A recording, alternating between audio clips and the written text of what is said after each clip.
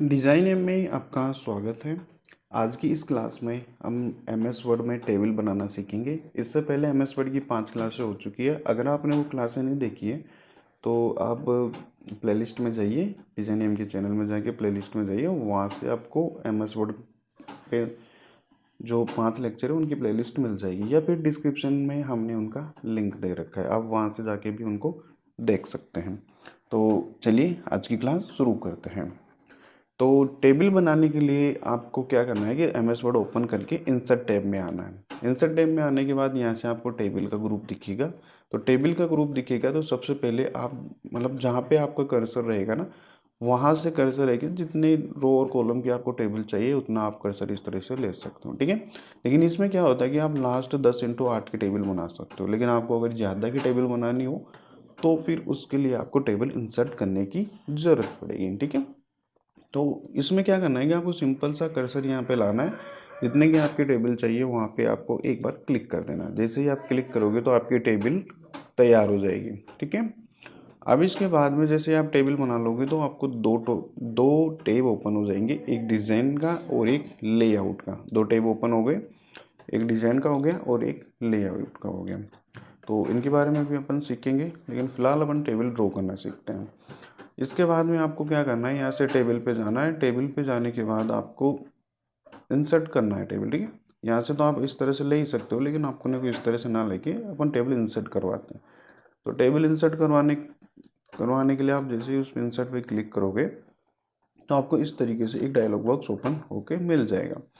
फिलहाल मैंने इसमें 5x7 की टेबल को remember dimension and new table कर रखा था, तो ये 5x7 की, आपके पास शायद नंबर दूसरे आ सकते हैं, तो कोई इशू नहीं है। तो यहाँ पे क्या करना है कि आपको टेबल की साइज़ डालनी है, आपको कितने की टेबल चाहिए, ठीक है। आपको 5x7 की चाहिए या 10x15 की चाहिए, जितने की भी आपको टेबल चाहिए। मतलब आपको कॉलम कितने चाहिए वो तो आपको यहाँ पे डालनी है, आपको रो कितनी चाहिए वो आपको यहाँ पे डालनी है। और फिर उसके बाद में आप उसका जो बिहेवियर कैसा रखोगे, फिक्सड कॉलम रखना चाहते हो, ऑटो फिट कंटेंट रखना चाहते हो, ऑटो फिट विंडो रखना चाहते हो। इसमें क्या होगा कि जैसे आप ये देख पा रहे हो ना, इस तरह से टेबल बनेगी, मतलब ऑटो फिट रहेगी।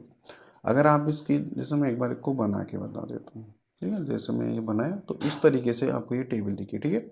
साइज ऑटो फिट हो गई, मतलब ये इतनी विंडो थी तो उसके अकॉर्डिंग उसने ऑटोमेटिकली इसके डायमेंशन सेट कर ली।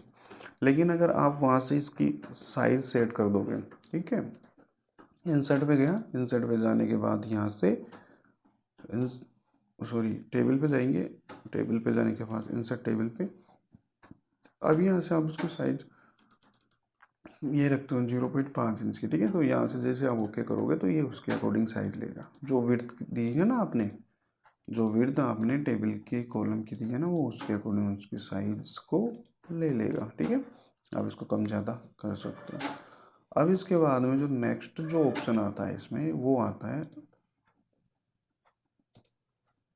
इसका ऑटो फिट कंटेंट। ये क्या काम करता है कि आपका कंटेंट होगा ना, उसके अकॉर्डिंग बढ़ती जाएगी उसकी साइज, ठीक है। एक मिनट में इसको वापस, थोड़ी ठीक नहीं बनी, अपन यहाँ पे बनाते हैं, ठीक है।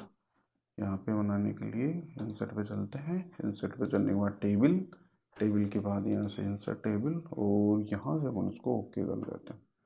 सॉरी, तो ये तो नॉर्मल टेबल हो गई। यहाँ से थोड़ा सा नीचे आते हैं,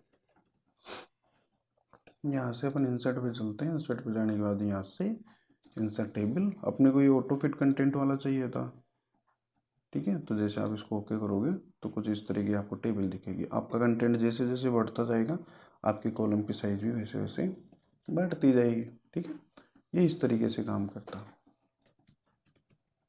इस तरीके से। और जो लास्ट वाला जो ऑप्शन होता है वो क्या करता है, जैसे आपके कंप्यूटर की विंडो की साइज़ यहाँ से लेके यहाँ तक की है, तो वो यहाँ से लेके यहाँ तक टेबल बनाएगा, चाहे 2 कॉलम बनाओ, चाहे 10 कॉलम बनाओ, चाहे 50 कॉलम बनाओ। तो इस तरीके से वो बना देगा, ठीक है। ऐसे में मात्र इसमें 2 कॉलम रख लेता हूँ। अब जैसे ही आप इसको ओके करोगे तो उन 2 कॉलमों की साइज, एक को इसको और एक को इसको यहाँ तक सेट कर देगा। तो यहाँ से तो आपको टेबल को इंसर्ट करना आ गया है, ठीक है। ये जो 2 टैब ओपन हो रहे हैं डिज़ाइन और लेआउट को, अपन इनको बाद में डिस्कस करेंगे।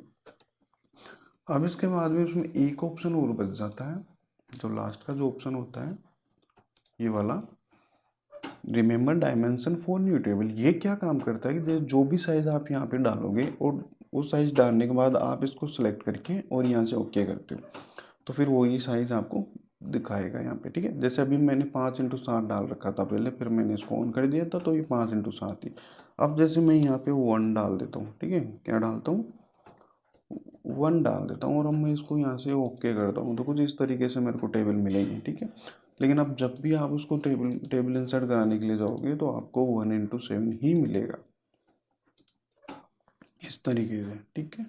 तो उम्मीद करता हूँ ये चीज़ आपको समझ में आ गई होगी। तो चलिए अगली चीज़ की तरफ चलते हैं।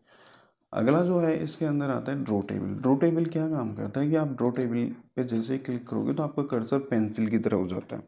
और इसमें क्या करा होता है कि आप इस तरह से जैसे माउस के लेफ्ट क्लिक है उसको होल्ड करके और जैसे आप ड्रॉ करोगे तो उसके अकॉर्डिंग आपकी टेबल ड्रॉ होती जाएगी।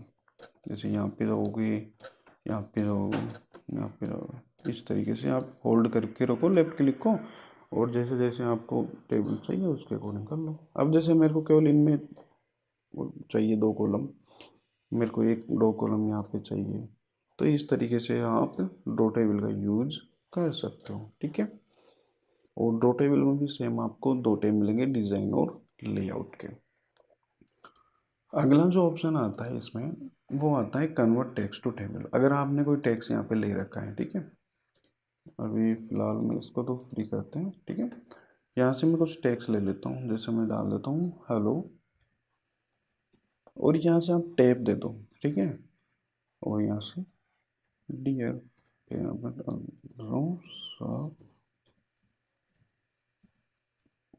ठीक है, इस तरीके से आप टैब दे दो।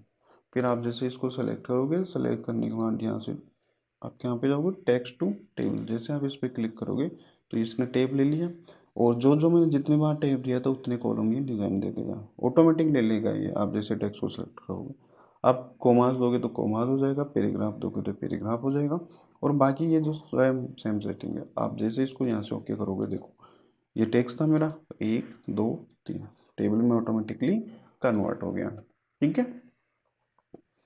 मतलब कोई भी टेक्स्ट रहे तो आप उसको टेबल में कन्वर्ट कर सकते हो।